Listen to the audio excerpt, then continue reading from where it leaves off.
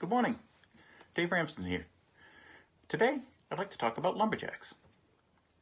Anybody remember the lumberjack story in The 7 Habits of Successful People? If you've never heard of it, there are two lumberjacks.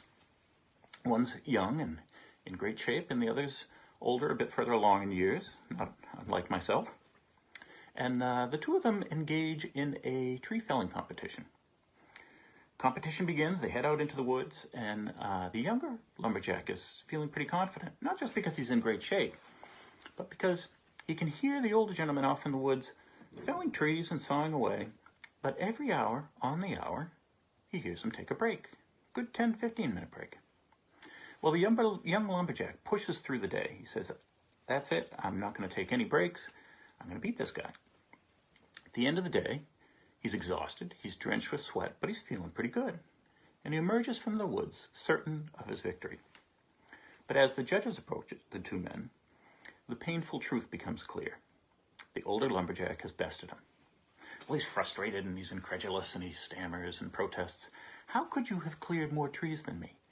I'm stronger, I'm fitter, and you took a break every hour while I worked through the whole day.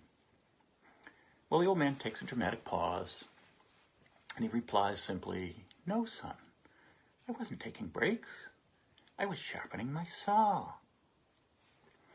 Well, I don't need to tell you the meaning behind this old parable.